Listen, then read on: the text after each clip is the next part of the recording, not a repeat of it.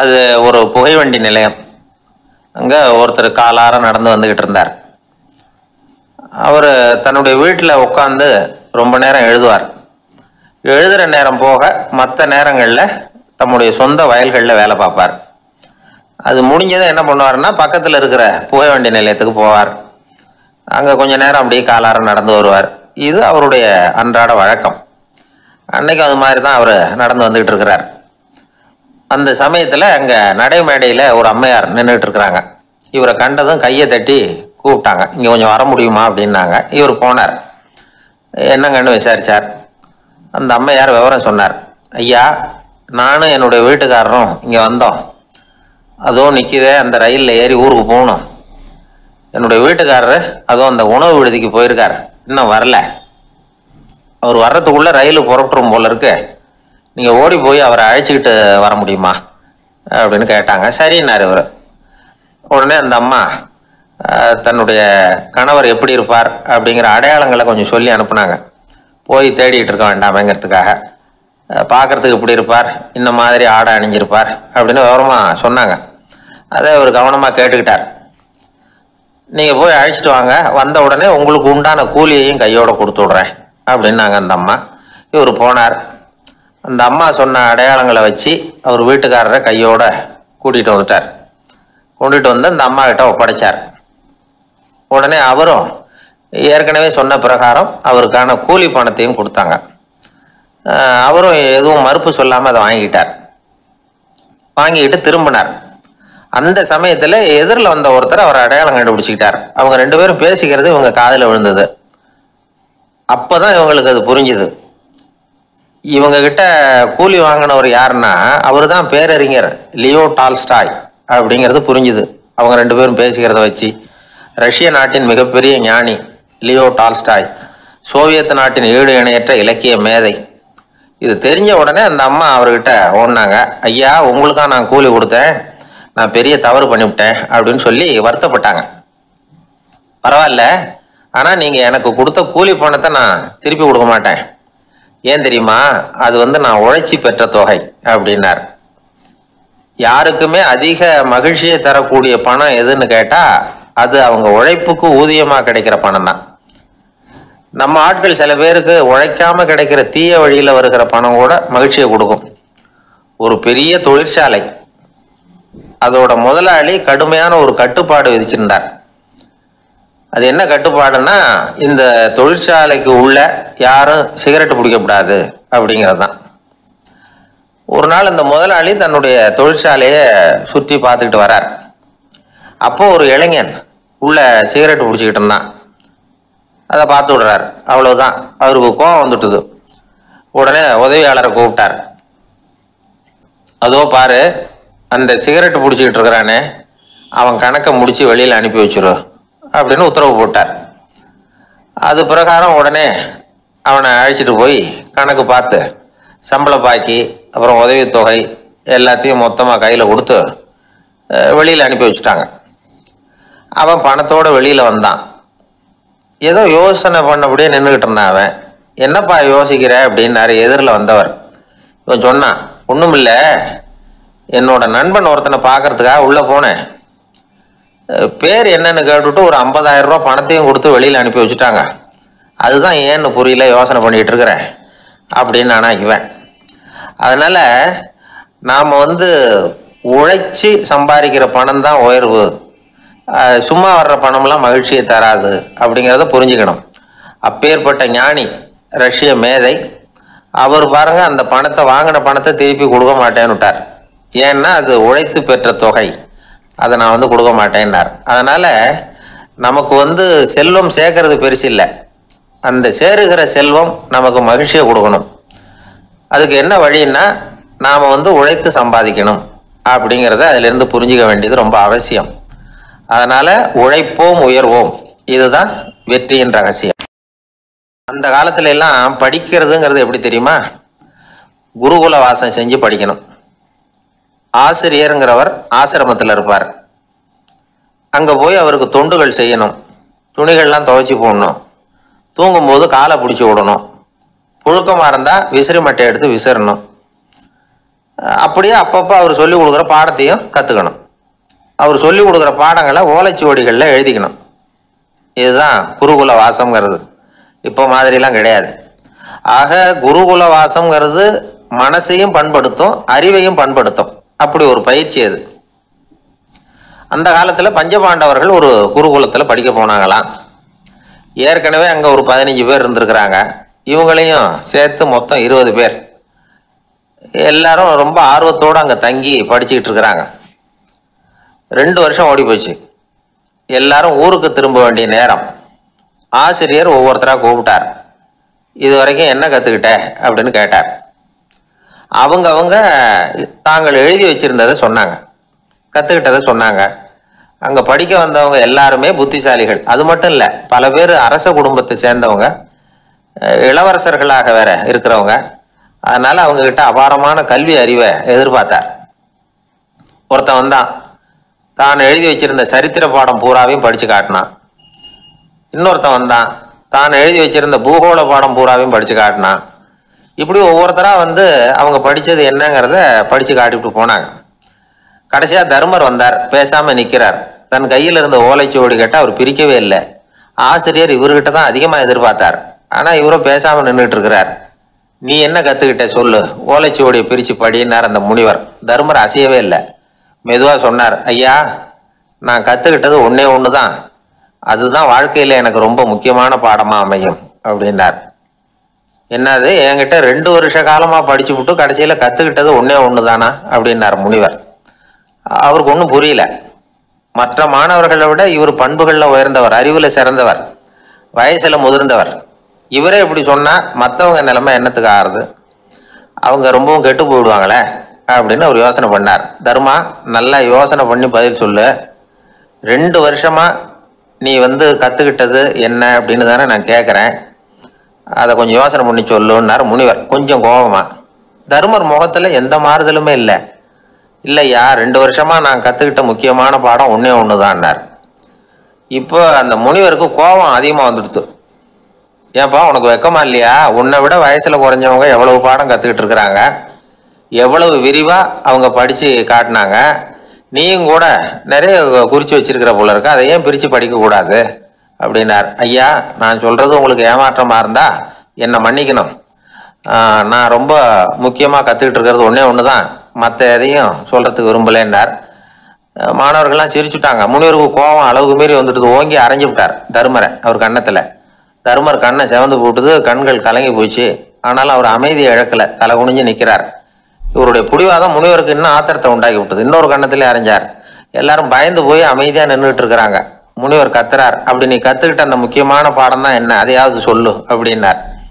ஐயா, அதை மட்டும் ஒரு ஓலைச்சுவடியில் தனியாக குறித்து வச்சிருக்கிறேன், இந்தாங்க, இதை நீங்களே படித்து பாருங்கன்னார். தர்மர் ஓலைச்சுவடியை நீட்டினார். முனிவர் அதை வாங்கி பிரித்தார், சத்தம் போட்டு படித்தார். என்ன எழுதியிருக்காருன்னா, எப்படிப்பட்ட சோதனை ஏற்பட்டாலும் நிதானம் இழந்து கோபத்துக்கு ஆளாகக்கூடாது அப்படின்னு. இதுதான் அந்த ஓலைச்சுவடியில் அவர் எழுதி வச்சிருந்தது. அந்த ஒரு கணத்திலேயே முனிவரும் எல்லா மாணவர்களும் தர்மரை புரிஞ்சுக்கிட்டாங்களாம். அவர் கற்றுக்கிட்டது ஏட்டு சுரக்காய் இல்லை, வாழ்க்கையில் பயன்படக்கூடிய முக்கியமான அனுபவ பாடம். முனிவர் கண்களில் கண்ணீர். தர்மரை அன்போடு கட்டி தழுவிக்கிட்டார். அப்புறம் சொன்னார், தர்மா, என்னை மன்னிச்சுரு, நீ மாணவன் இல்லை, ஆசிரியன். நான் இது வரைக்கும் தெரிஞ்சிக்காத அனுபவ பாடத்தை நீ இப்போ எனக்கு கற்றுக் கொடுத்துட்ட அப்படின்னு சொன்னாராம். அதனால நிதானம் தவறக்கூடாதுங்கிறது ரொம்ப முக்கியமான ஒரு செய்தி. ஒரு ஆசிரியர் மாணவனை ஒரு கண்ணத்தில் ஓங்கி அரைஞ்சுட்டார். இவன் நிதானம் தவறல, அமைதியாக நின்றுக்கிட்டு இருந்தான். அவர் ஒரு தடவை அரைஞ்சதும் எப்படி உன்னால நிதானம் தவறாமல் இருக்க முடிஞ்சுது அப்படின்னு கேட்டாங்க நண்பர்கள். அவன் சொன்னான், நான் நிதானம் தவறி இருந்தா எங்கள் வாத்தியார் இன்னொரு கண்ணத்துலேயும் அரைஞ்சிருப்பார், அது அதை விட பலமாக இருக்கும், அதனால தான் நான் அப்படி இருந்தேன் அப்படின்னு நானா. ஆக நாம தெரிந்து கொள்ள வேண்டியது, வாழ்க்கையில நிதானம் தவறாமல் இருக்க வேண்டும். அதுதான் வெற்றியின் ரகசியம். அந்த ஆளை கண்டா ஏன் இப்படி முகத்தை திருப்பிக்கிட்டு வர்றீங்க அப்படின்னு கேட்டார் ஒருத்தர் நண்பர்கிட்ட. எலெக்ஷனில் அவன் எதிர்த்து நின்னவன் சார், என்ன அவங்ககிட்ட நமக்கு என்ன பேச்சுவார்த்தை அப்படின்னாரான் ரொம்ப கோபமாக இவர். சரி, அந்த ஆள் யாருன்னு கேட்டேன். என் கூட பிறந்த தம்பி தான் சார் அப்படின்னார் அந்த கோபம் குறையாமல். அதாவது நம்ம ஊர் நிலவரம் இப்படி, அதாவது அண்ணனும் தம்பியும் எதிர்த்து நிற்பாங்க தேர்தலில், ஒருத்தர் கண்டா பேசிக்கிறது இல்லை. ஆனால் இங்கிலாந்தில் எப்படி தெரியுமா, அங்கே ஒரே மேடையில் போட்டி போடுற 2 வேட்பாளர்களும் பேசுவாங்களாம், பட்டிமன்றம் மாதிரி. ஒருத்தர் முதல்ல எழுந்திருப்பார், நான் இந்த தேர்தலில் வெற்றி பெற்றால் என்னென்ன செய்வேன் அப்படின்னு சொல்லிவிட்டு உட்காருவார். அதுக்கப்புறம் அடுத்தவர் எழுந்திருப்பார், அவர் சொல்லுவார், நான் வெற்றி பெற்றா இந்த மக்களுக்கு என்னென்ன செய்வேன், இந்த நாட்டுக்கு என்னென்ன செய்வேன் அப்படிங்கிறத சொல்லிவிட்டு உட்காருவார். 2 பேரும் ஒரே மேடையில் பேசுவாங்க. மக்கள் 2 பேர் பேச்சையும் கேட்டுக்கிட்டு ஒரு முடிவுக்கு வருவாங்க. இதுதான் அங்கே உள்ள பழக்கம். இங்கே அப்படி இல்லை. இங்கே ஒருத்தர் பார்த்தாவே முகத்தை திருப்பிக்கிறது. ஒரு தடவை இது மாதிரி ஒரு கூட்டம் நடந்துகிட்டு இருக்கு, அங்கே வெளிநாட்டில் தான். நேரத்துக்கு சரியா ஒரு வேட்பாளர் வந்து சேரல. இது இங்கிலாந்தில் நடந்த நிகழ்ச்சி. அப்புறம் என்னாச்சுன்னா, ஒருத்தர் வந்துட்டாரு, இன்னொருத்தர் வந்து சேரல. அப்புறம் உடனே அந்த ஒருத்தர் வந்தவர் பேச ஆரம்பிச்சிட்டார். அதாவது அந்த இன்னொருத்தர் சார்பாகவே பேசிட்டாராம். அதாவது அவர் வரல, நான் அவர் சார்பாக நான் பேசிடுறேன். அதாவது அவர் ஜெயிச்சுட்டா அவர் என்னென்ன செய்வார் இந்த நாட்டுக்கு அப்படின்னு சொல்லி அவர் பக்கத்தில் உள்ள நியாயத்தை எடுத்து இவரே சொல்லிட்டாராம். இப்படிலாம் அங்கே நடந்துதான். இது எப்பேற்பட்ட தேர்தல் பண்பாடு பாருங்க. அதனால இன்னொரு விஷயம், இப்போ இங்கிலாந்துல எல்லாம் ஓட்டு கேட்கறப்ப வெற்றியா தோல்வியாங்கிறத ஓரளவுக்கு யூகிச்சுடலாமா. இப்போ ஒரு வேட்பாளர் ஒரு வீட்டுக்கு முன்னாடி போய் நின்று எனக்கு ஓட்டு போடுங்கன்னு கேட்குறாருன்னு வச்சுங்களேன், அதுக்கு என்ன பார்த்து செய்கிறோம், போயிட்டு வாங்க அப்படின்னு சில வீடுகளில் வாசலில் நின்று சொல்லி அனுப்பிச்சிருவாங்களாம். வேற சில வீடுகளில் எப்படின்னா, வேட்பாளரை வீட்டுக்குள்ளே கூப்பிட்டு காபி சாப்பிட சொல்லி உபசரித்து அதுக்கப்புறம் அனுப்பி வைக்கிறது வழக்கமா. இதில் எந்த வீட்டு ஓட்டு நிச்சயம் தெரியுமா? வாசலில் நின்று வழி அனுப்பி வச்சுடுறாங்க பாருங்க, அவங்க ஓட்டு நிச்சயம். உள்ள கூப்பிட்டு காப்பி கொடுத்து அனுப்புறாங்க பாருங்க, அவங்க ஓட்டு நிச்சயம் இல்லையா. சரி, அப்புறம் ஏன் அந்த உபசரிப்பு அப்படின்னு கேட்டா அதுக்கு ஒரு காரணத்தை சொல்றாங்க. அதாவது அது ஒரு அனுதாபத்தை தெரிவிக்கிற முறையா. ஐயோ பாவம், நாம இவருக்கு ஓட்டு தான் போட போறதில்ல, எதையாவது செய்வோம், காப்பியாவது சாப்பிட்டு போட்டோம் அப்படிங்கிற எண்ணமா. இப்படி அந்த ஒரு பழக்கம். ஆக அந்த ஊர்ல நிறைய காப்பி சாப்பிடணும்னு ஒருத்தர் ஆசைப்பட்டா தேர்தலில் தோத்து போறதுக்கு தயாரா இருக்கணும். ஒரு சமயம் ஒரு ஊர்ல தேர்தல் நடந்துதான். ஒரு தொகுதியில் நின்று தோத்து போன ஒருத்தர் கையில ஒரு துப்பாக்கியோட ஊருக்குள்ள சுத்திக்கிட்டு இருந்தாராம். ஒரு போலீஸ்காரர் அவரை பார்த்துட்டு சந்தேகப்பட்டிருக்கார். அதனால அவரை தடுத்து நிறுத்தி, என்ன இது துப்பாக்கியோட சுத்துறீங்களேன்னு விசாரிச்சிருக்கார். இதுக்கு அவர் சொன்னாராம், சார், இந்த தொகுதியில மொத்தம் 1,00,000 வாக்காளர்கள், அதுல எனக்கு 10,000 பேர் மட்டும்தான் எனக்கு ஓட்டு போட்டிருக்கிறாங்க. அப்படின்னா எனக்கு வேண்டாதவங்க இந்த தொகுதியில 90,000 பேர் இருக்கிறாங்கன்னு அர்த்தம். இப்படி ஒரு சூழ்நிலையில நான் என்னுடைய பாதுகாப்புக்கு ஆயுதம் இல்லாம நடமாடலாமா அப்படின்னு கேட்டாராம். எவ்வளவு எச்சரிக்கை பாருங்க. நம்ம ஊர்ல சில பேர் ஓட்டு கேட்கிற விதமே தனி. ஒருத்தர் ரொம்ப சாமர்த்தியமா ஓட்டு கேட்பாராம். அவர் எப்படின்னா, ஒரு வீட்டுக்கு போறாருன்னு வச்சுங்களேன், அந்த நேரம் அந்த வீட்டுக்காரரு என்ன செஞ்சுட்டு இருக்கிறாரோ அதே வேலையை இவரும் கொஞ்ச நேரம் செய்வாராம், அவருக்கு ஒத்தாசையா. அதுக்கப்புறம் மெதுவா பேச்சு கொடுப்பார், ஓட்டு கேட்பார், இது மாதிரி எலெக்ஷன்ல நிக்கிறேன் கவனிக்கணும்னு. அது மாதிரி ஒரு தடவை அவர் போனப்ப அங்க அவர் என்ன பண்ணிட்டு இருக்காரு, வீட்டுக்கு பின்னாடி மாட்டு கொட்டையில பால் கறந்துட்டு இருக்காரு ஒரு பசுமாட்டுக்கிட்ட. அந்த வீட்டுல இவர் ஓட்டு கேட்க போனவர் இவர் ஓடி போய் இன்னொரு சொம்பை எடுத்துக்கிட்டு அதே மாட்டுக்கு இன்னொரு பக்கம் போய் உட்காந்துக்கிட்டு இவரும் பால் கறக்க ஆரம்பிச்சிட்டார். எதிர உட்காந்துட்டு இருக்காரு அவரு, இவர் இந்த பக்கம் உட்காந்துருக்காரு. கீழே கொஞ்சம் குனிஞ்சு பார்த்தா ஒருத்தர் முகத்தை ஒருத்தர் பார்க்கலாம். கொஞ்ச நேரம் ஆனதுக்கு அப்புறம் இவர் மெதுவா அவர்கிட்ட பேச்சு கொடுத்தாராம். இது மாதிரி நான் எலெக்ஷன்ல நிக்கிறேன், நீங்க ஓட்டு போடணும், அதுக்காக தான் வந்தேன்னாராம். அது முடியாதுங்களேன்னாராம் அவரு. ஏன்னு கேட்டிருக்கார். நான் இந்த வீட்டுக்காரன் இல்லை, நானும் உன்ன மாதிரி ஓட்டு கேட்க வந்தவன் தான் அப்படின்னாராம் அவரு. வாய் விட்டு சிரிச்சா நோய் விட்டு போகும் அப்படின்னு சொல்றது உண்டு. அது என்ன வெறும் அலங்காரத்துக்காக சொன்ன வார்த்தையா, இல்ல அர்த்தத்தோட சொன்ன வார்த்தையா அப்படின்னு யோசிச்சா அதுல நிஜமாவே அர்த்தம் இருக்குதுன்னு தான் தெரியுது. ஆதாரபூர்வமா அதுக்கு சில நிரூபணங்களும் இருக்குது. நார்மன் கசின்ஸ் அப்படின்னு ஒருத்தர் இருந்தார். அவர் ஒரு அமெரிக்க பத்திரிகை ஆசிரியர். அவருக்கு ஏதோ ஒரு விதமான அழற்சி நோய், இன்ஃப்ளமேஷன் டிசீஸ். அது டாக்டர்கள்லாம் அதுக்கு என்ன விதமான வைத்தியமும் கிடையாது அப்படின்னு சொல்லி பல இதெல்லாம் பார்த்துட்டு கடைசியாக சொல்லிவிட்டாங்க, அதுக்கு வைத்தியமே இல்லைன்ட்டாங்க. டாக்டர்கள் தான் சொல்லிவிட்டாங்களே, அதனால இது இப்படியே இருந்துட்டு போகட்டும் அப்படின்னு விட்டுற வேண்டியது தானே. ஆனால் அவர் அப்படி நினைக்கல. உடனே அவர் என்ன பண்ணார்னா, ஆஸ்பத்திரி ரூமை காலி பண்ணார், ஹோட்டலில் போய் ஒரு ரூம் எடுத்துக்கிட்டார். அங்கே போனார். தினமும் அவருக்கு பிடிச்ச தமாஷான படங்களை எல்லாம் டிவியில் போட்டு பார்த்துக்கிட்டு இருந்தார். சிரிப்பு வரக்கூடிய புத்தகங்களை எல்லாம் படித்தார். கொஞ்ச நாள் ஆச்சு, அவருக்கு இருந்த தொந்தரவு குணமாக ஆரம்பிச்சிட்டுது. இதை கேள்விப்பட்ட உடனே பழைய டாக்டர்கள்லாம் ஓடி வந்தாங்க. ஓடி வந்து பார்க்குறாங்க, அவர் உடம்பை சோதனை பண்ணி பார்க்குறாங்க. பார்த்தா அவர் உடம்பு குணமாகறதுக்கு உதவியாக இருந்தது சிரிப்பு தான் அப்படிங்கிறத விஞ்ஞானபூர்வமாக அவங்க ஒத்துக்கிட்டாங்களாம். இருந்தாலும் சிரிப்பு எந்த முறையில் எந்த விதத்தில் உதவி பண்ணுது அப்படிங்கிறத இன்னமும் சரியாக புரிஞ்சிக்க முடியல. ஆனாலும் ஒரு சில விஷயங்கள் மட்டும் புரியுது. அது என்னன்னா, சிரிப்பு வந்து சுவாசத்தை மேம்படுத்துது, ரத்த அழுத்தத்தை குறைக்குது, உடம்பு குணமாகறதுக்கே உரிய சில ஹார்மோன்கள் அதிகமாக உருவாக்கி வர்றதுக்கு வழி செய்யுது. இந்த அளவுக்கு தான் சிரிப்போட செயல்பாட்டை நாம் புரிஞ்சிக்க முடியுது. இருந்தாலும் இதை பற்றி கண்டுபிடிக்க வேண்டியது இன்னும் ஏராளமாக இருக்குது. அதையெல்லாம் விவரமாக கண்டுபிடிக்கிற வரைக்கும் நாம் காத்துக்கிட்டு இருக்க வேண்டியதில்லை. இப்போவே தாராளமாக சிரிக்கலாம். அதில் என்னத்துக்கு சிக்கணும்? காசா பணமா? சிரிப்புன்னா ஹாஹான்னு சத்தம் போட்டு சிரிச்சாதான் உடம்புக்கு நல்லதுன்னு இல்லை. லேசான புன்னகை கூட உடம்புக்கு நல்லது செய்யுமா. லேசாக புன்னகை பூத்தா அந்த சமயத்தில் நாம் எப்படி ஆகுது? நம்ம உடம்பு பூரா அமைதி அடையுதான். இதையும் ஆதாரபூர்வமாக கண்டுபிடிச்சி தான் சொல்கிறாங்க. எப்போவாவது மனசு சங்கடமாக இருக்கிறப்போ கொஞ்சம் முயற்சி பண்ணி முகத்தில் புன்னகையை கொண்டுகிட்டு வந்து பாருங்கள். அதோட சுகம் வந்து உங்களுக்கு அனுபவித்து பார்த்தா தான் தெரியும். கண்ணும் உதடும் மலரும் பொழுது இருக்கிற ஆனந்தமே ஆனந்தம் அப்படிங்கிறாங்க அனுபவித்து பார்த்தவங்க. வாழ்க்கையில் நாம் தமாஷா இருக்கணும்னா அதுக்கு சில வழிகளையும் அவங்க சொல்லி வச்சிருக்கிறாங்க. முதல்ல நீங்கள் உற்சாகமாக இருக்கிறவங்க கூடவே அதிகமாக பழகணும். அவங்க கூடவே அதிக நேரம் இருக்கிறது மாதிரி பார்த்துக்கணும். அழுது வடிகிறவங்ககிட்டயே இருக்கக்கூடாது. அவங்கள அவாய்டு பண்ணுங்க. அவங்கள விட்டு விலகி வந்துடுங்க. உங்கள் முன்னாடி இருக்கிறவர் எப்பவும் மூஞ்சியை தொங்க போட்டுக்கிட்டே இருக்கிறவராக இருந்தால் கொஞ்ச நாளில் உங்கள் முகமும் அப்படியே ஆகிடுமா. ஜாக்கிரதையாக இருக்கணுமா. ரெண்டாவது, எடுத்ததுக்கெல்லாம் சீரியஸ் ஆகிடக்கூடாது. எதையும் நிதானமாக வந்து யோசிக்கணும். அடுத்தவங்க நம்மளை மதிக்கணுங்கிறதுக்காக நாம் பகட்டாக நடந்துக்கிறதுக்கு ஆசைப்படக்கூடாது. உங்களுக்கு பிடிச்ச தமாஷான வீடியோ படங்கள், புத்தகங்கள் இதையெல்லாம் லிஸ்ட்டு போட்டுக்கிட்டு முடிஞ்ச அளவுக்கு வாங்கி சேர்த்து வீட்டுக்குள்ளேயே ஒரு லைப்ரரி உண்டாக்கிக்கலாம். ஒரு பெரிய பிஸ்னஸ்மேன், ரொம்ப வெற்றிகரமாக பிஸ்னஸ் பண்ணுறவராம். அவர் எப்படின்னா அடிக்கடி ரயிலில் பிரயாணம் பண்ணுறப்போ நியூஸ் பேப்பரை வச்சுக்கிட்டு ரொம்ப சுவாரஸ்யமாக படிச்சுக்கிட்டே போகிறான். நியூஸ் பேப்பரில் அப்படின்னு சுவாரஸ்யமான விஷயம் அப்படின்னு எட்டி பார்த்தா அதுக்குள்ளே ஒரு காமிக் புஸ்தகத்தை வச்சுக்கிட்டு படிச்சுக்கிட்டு இருப்பாராம். என்னங்க அப்படின்னு கேட்டால், என் மனசு லேசாக இருக்கிறதுக்கு இது ரொம்ப உதவியாக இருக்குது அப்படின்பாரான். அது ஒரு பக்கம் இருக்கட்டும். சிரிப்புன்னா எல்லா விதமான தமாஷும் உடம்புக்கு நல்லதுன்னு நினைச்சிடக்கூடாதான். ஜேம்ஸ் கரோல் அப்படிங்கிற அமெரிக்க உளவியல் நிபுணர் என்ன சொல்றாரு தெரியுமா? அடுத்தவங்களை குறை சொல்றது, கேலி பண்றது, நையாண்டி பண்றது, இது மாதிரியான நகைச்சுவையெல்லாம் நல்லது செய்யறது இல்லைங்கிறார் அவர். அடுத்தவங்களை தொந்தரவு பண்ணாத ஜோக்குகள் தான் எப்பவும் நல்லது. யாராவது ஜோக்கு சொன்னால் தாராளமாக சிரிக்கணும். ஒருத்தர் வந்தார், இன்னொருத்தரை கூட அழைச்சிக்கிட்டு வந்து என்கிட்ட காட்டினார். அவர் தன்னுடைய முகத்தை ரொம்ப சீரியஸாக வச்சுக்கிட்டு இருந்தார். என்னங்க விஷயம் அப்படின்னு விசாரித்தோம்.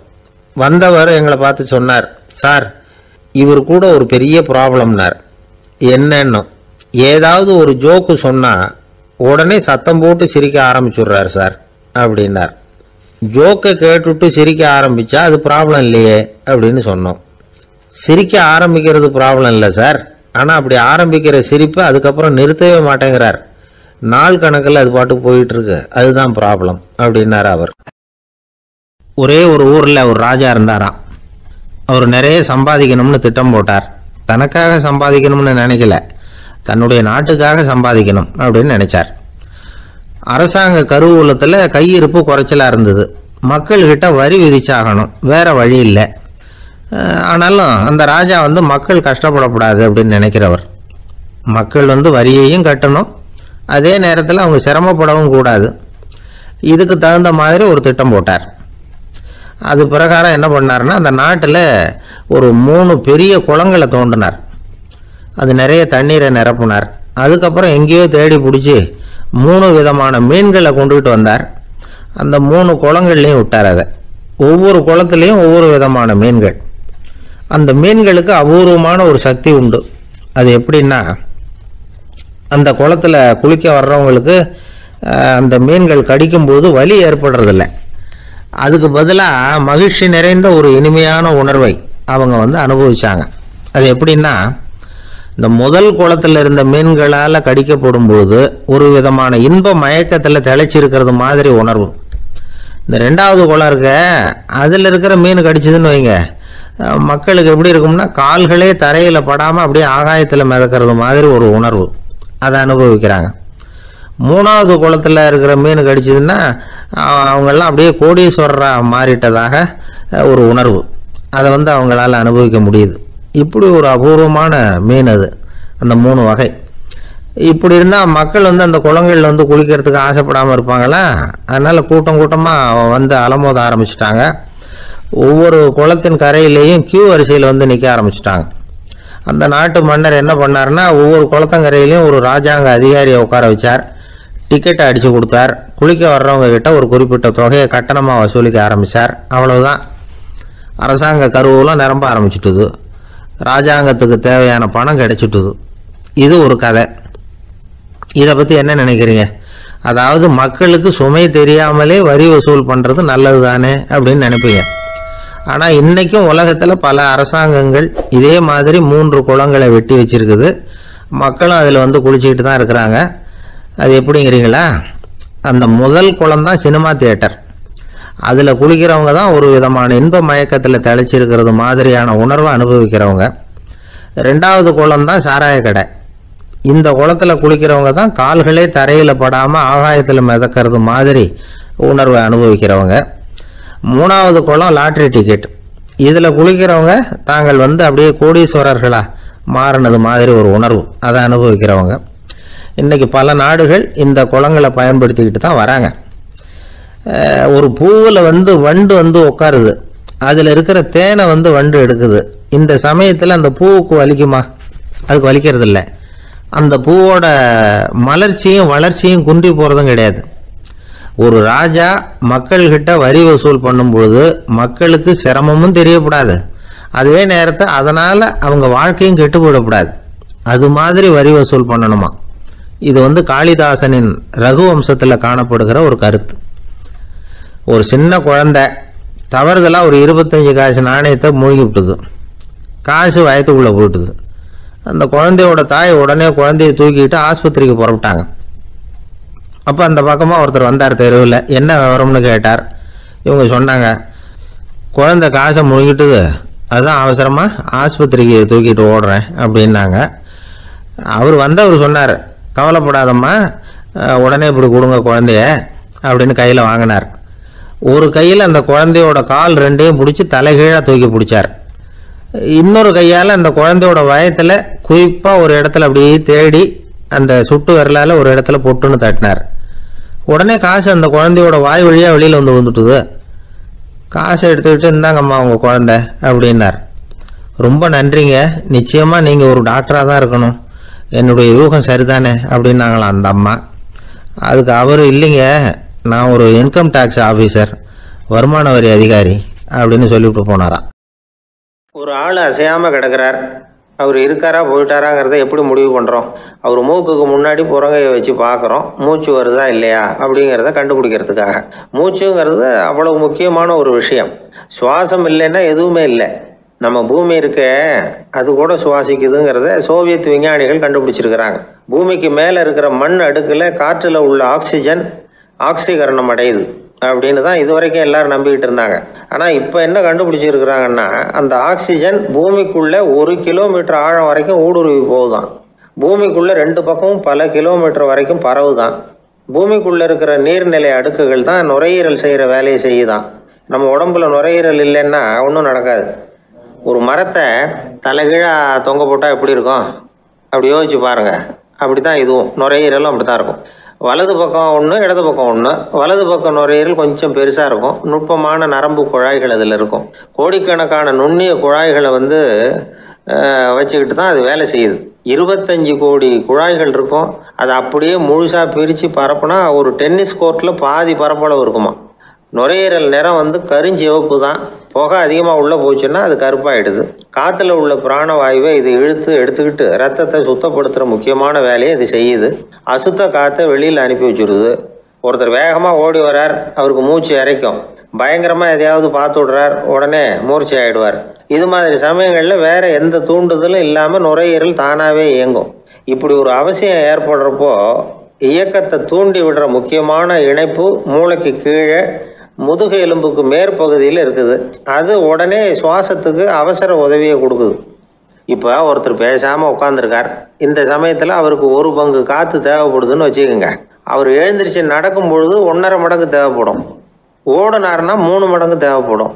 படுத்துருக்கிறப்ப 1/2 மடங்கு தான் தேவைப்படும். இதுக்கு நிமிஷத்துக்கு 16 தடவை மூச்சு விட்டாகணும். இப்படி சாதாரணமாக உள்ளே இழுக்கிற காற்று கொஞ்சம்தான் இருந்தாலும் இது மாதிரி 8 மடங்கு காற்றை வந்து உள்ளே இழுத்து வச்சுக்கிற சாமர்த்தியம் நுரையீரலுக்கு இருக்குதான். தண்ணி, நுண்கிருமிகள், ரசாயன பொருள் இப்படி எது உள்ளே போனாலும் நுரையீரல் சமாளிச்சுக்கும்.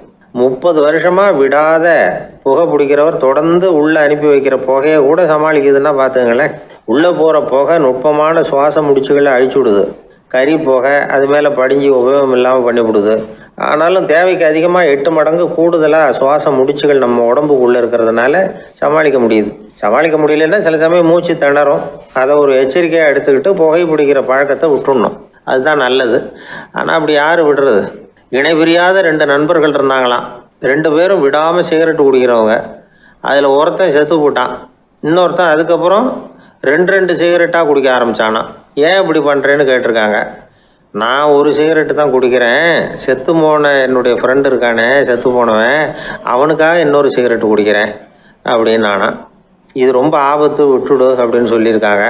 சரின்னு ஒத்துக்கிட்டான். ஆனால் அதுக்கப்புறமும் ஒரு சிகரெட் வீதமாக குடிச்சிக்கிட்டே இருந்தான். சிகரெட்டு பழக்கத்தை நீ இன்னும் விடலையான்னு கேட்டாங்களாம். அந்த பழக்கத்தை நான் எப்போவோ விட்டுட்டேன், இப்போ நான் குடிக்கிறது என் ஃப்ரெண்டுக்காக அப்படின்னு நானா. இவங்கெல்லாம் எப்படி திருந்துறது? ஒரு ஊரில் ஒரு மன்னர் இருந்தார். அவர் பக்கத்து தேசத்து மேலே படையெடுக்கணும்னு நினச்சிக்கிட்டு இருந்தார். அதையும் தன்னுடைய நாட்டோட சேர்த்துக்கணுங்கிற ஆசை. எப்போ படையெடுக்கலாம்னு யோசிச்சுக்கிட்டு இருந்தார். இப்படி யோசிச்சுக்கிட்டு இருந்த சமயத்தில் ஒரு பெரியவர் அவரை தேடிட்டு வந்தார். அவர் அடிக்கடி வருவார், அவர்கிட்ட பேசிக்கிட்டு இருப்பார். இப்போ அப்படி தான் வந்தார். என்ன மன்னா யோசனைன்னாரு. இவர் தன்னுடைய யோசனையை சொன்னார். இந்த சமயத்தில் மன்னருக்கு தாகம் எடுத்தது, தண்ணி குடிக்கணும் போல இருந்தது. உடனே அங்கே இருந்த ஒரு அரண்மனை பணியாளரை கூப்பிட்டார். போய் கொஞ்சம் தண்ணி கொண்டு வாப்பா அப்படின்னார். அந்த பணியாளர் போனார். ஒரு கோலையில் தண்ணி கொண்டு வந்தார். ராஜா கிட்ட நீட்டினார். ராஜா அதை வாங்கி குடிக்கிறதுக்காக வாய்கிட்ட கொண்டுட்டு போனார். அந்த நேரம் பார்த்து மன்னா கொஞ்சம் பொறுங்கன்னார் இந்த பெரியவர். ஆவலோட குடிக்க போன மன்னர் அப்படியே நிறுத்திக்கிட்டு பெரியவரை பார்த்தார். இப்போ அந்த பெரியவர் சொன்னார், மன்னா, இப்போ உங்களை விட வலிமை உள்ள ஒரு சக்தி உங்களுக்கு தண்ணி கொடுக்க மறுத்துடுதுன்னு வைங்க, உங்களை குடிக்க விடாமல் தடுத்துடுது அப்படின்னா, இப்போ இந்த ஒரு கோவலை தண்ணீரை என்ன விலை கொடுத்து வாங்குவீங்க அப்படின்னு கேட்டார். இப்போ எனக்கு இருக்கிற தாகத்துக்கு என்னுடைய அரசாங்கத்தில் பாதியையாவது கொடுத்து இந்த தண்ணியை வாங்கறதுக்கு தயங்க மாட்டேன்னார் அவர். சரி, இப்போ அந்த தண்ணியை குடிங்கன்னார் பெரியவர். மன்னர் ஆவலோடு அந்த தண்ணியை குடிச்சு முடிச்சார். அதுக்கப்புறம் கொஞ்ச நேரம் தன்னுடைய படையெடுப்பை பற்றி சொல்லிட்டு இருந்தார். கொஞ்ச நேரம் கழிச்சு மறுபடியும் இந்த பெரியவர் கேட்டார், மன்னா, இப்போ நீங்கள் ஒரு கோவலை தண்ணீரை குடிச்சு முடிச்சுட்டீங்க. இப்போ அந்த தண்ணீர் உங்கள் உடம்பை விட்டு வெளியில் வரக்கூடிய பாதை அடப்பட்டு போச்சு அப்படின்னு வச்சுங்க, அதை வெளியேற்றுவதற்காக நீங்கள் எவ்வளவு செலவழிப்பீங்க அப்படின்னு கேட்டார். மன்னர் யோசனை பண்ணார். அப்படி ஒரு நிலைமை ஏற்பட்டு போச்சுன்னா என்னுடைய அரசாங்கம் பூராவையும் அதுக்கு ஈடா தர்றதுக்கு கூட தயங்க மாட்டேன்னார். இப்போ அந்த பெரியவர் சொன்னார், எந்த அரசாங்கத்தின் மதிப்பு ஒரு கோவலை தண்ணீர் அளவுக்கு கூட இல்லையோ அந்த அரசாங்கத்தை அடையணுங்கிற பேராசையில மனிதர்கள் தங்களுடைய சகோதரர்கள் கூடவே சண்டை போட்டுக்கிறாங்களே, அதுல ஏதாவது அர்த்தம் இருக்குதா அப்படின்னாராம். மன்னருக்கு இப்பதான் அர்த்தம் புரிஞ்சுதான். மனசுல தெளிவு உண்டாச்சு. தன் மனசுக்குள்ள உண்டான வெறியை விரட்டி அடிச்சு விட்டார். அதுக்கப்புறம் நிம்மதியாக ஆட்சி புரிஞ்சார். இப்படி ஒரு கதை. உயிருக்கு என்ன விலை கொஞ்சம் யோசனை பண்ணி பாருங்க. ஆனால் அது இப்போ எவ்வளவு மலிவாக போயிட்டுது, அதையும் யோசனை பண்ணி பாருங்களேன். ஆசை பேராசையாக மாறுது, அப்புறம் அது வெறியா ஆகுது, அதுக்கப்புறம் பைத்தியம் பிடிக்குது. இந்த காலத்து மனிதர்களுக்கு 2 விதமான பைத்தியம் பிடிச்சிருக்கிறதாக ஒரு பெரியவர் சொல்றார். ஒன்று பணம், இன்னொன்று அதிகாரம். இதெல்லாம் எவ்வளவு காலத்துக்கு நீடிக்கும்? ஒரு சர்வாதிகார நாட்டில் 3 பேர் ஜெயிலில் இருட்டு அறையில் பேசிக்கிட்டு இருக்கிறாங்க. நீ எப்படி இந்த ஜெயிலுக்கு வந்த அப்படின்னு ஒருத்தர் கேட்டாராம். இந்த நாட்டு ராஜாவை ஆதரித்து நான் பிரச்சாரம் பண்ணினேன், அதனால் கூட்டத்தில் தகராறு வந்துட்டுது, கலவரமாக போச்சு, அதுக்கு நான் தான் காரணம்னு அரெஸ்ட் பண்ணி இங்கே கொண்டாந்து போட்டாங்க அப்படின்னாராம் அவர். சரி, நீ எப்படி இங்கே வந்த அப்படின்னு இன்னொருத்தரை பார்த்து கேட்டிருக்கார். நான் இந்த நாட்டு ராஜாவை எதிர்த்து பிரச்சாரம் பண்ணேன், அதனால் கலவரம், அரெஸ்ட் பண்ணி கொண்டாந்து போட்டாங்கன்னார். சரிப்பா, நீ எப்படி அங்கே வந்த அப்படின்னு 3வது ஆளை பார்த்து இவங்க கேட்டாங்களாம். இதுக்கு அந்த ஆள் மெதுவா வெளிச்சத்துக்கு நான் தான் இந்த நாட்டு ராஜா அப்படின்னாராம்.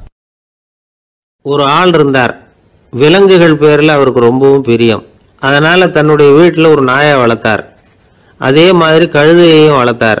அந்த கழுதை அவர் வீட்டு கொல்லை பக்கத்தில் நின்றுகிட்டு இருக்கும். ஏதாவது பொதி சுமக்கிற வேலை இருந்ததுன்னா அதை கவனிச்சுக்கும். அந்த நாய் வீட்டுக்குள்ளே இருக்கும். நாய்க்கு அந்த வீட்டில் ராஜ உபசாரம் தான். அதுக்கு அந்த வீட்டில் ஏகப்பட்ட மரியாதை. குளிக்கிறதுக்கு தனியாக சோப்பு, 2 வேளையும் பால், பிஸ்கட்டு, மத்தியானம் சாப்பாடு. அதுக்கு ஏதாவது உடம்பு சரியில்லைன்னா உடனே ஆஸ்பத்திரி வைத்தியம். ரொம்ப கொடுத்து வச்ச நாய். அந்த வீட்டு தலைவர் வெளியில் அப்படியே நடைப்பயிற்சி போனால் கூடவே இதுவும் போகும். அவர் மட்டும் தனியாக எங்கேயாவது வெளியில் போயிட்டு வந்தால் வீட்டுக்கு வந்த உடனே அந்த நாய் அவர்கிட்ட ஓடி வரும்.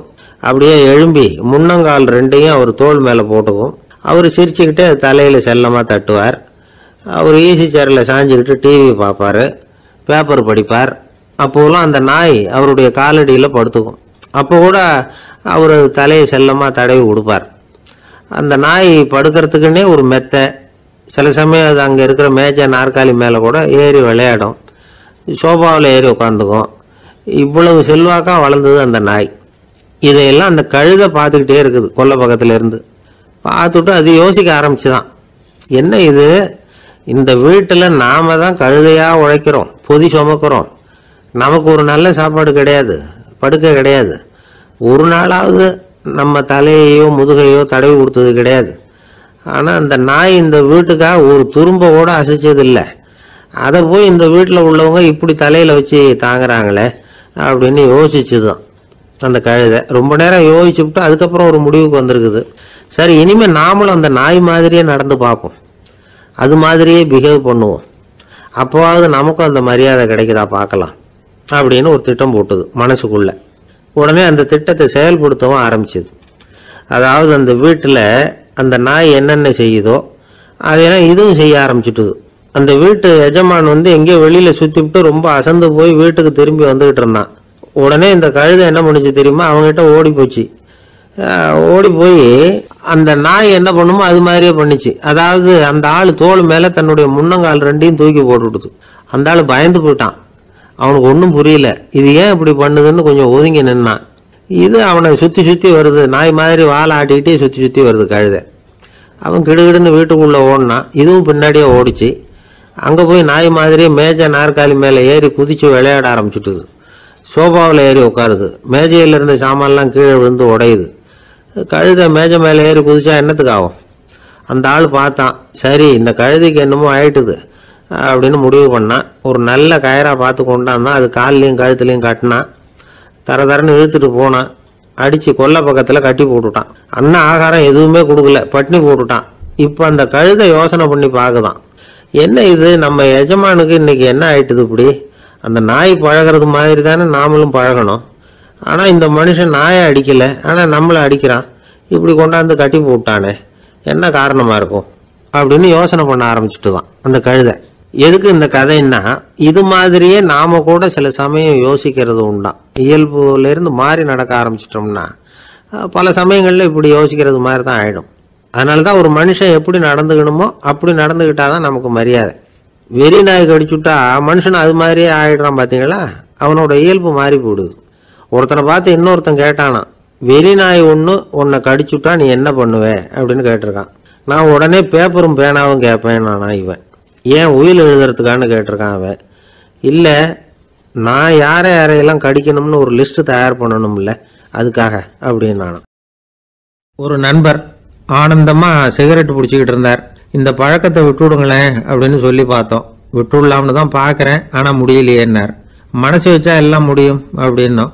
அவர் கொஞ்ச நேரம் யோசனை பண்ணார். அப்புறம் சொன்னார், சரி சார், இதுதான் நான் பிடிக்கிற கடைசி சிகரெட் அப்படின்னு சொல்லி ரொம்ப அழுத்தமாக புகையை உள்ளுக்கு இழுத்தார். அதுக்கப்புறம் அந்த துண்டு சிகரெட்டை வீசி எறிஞ்சுட்டார்.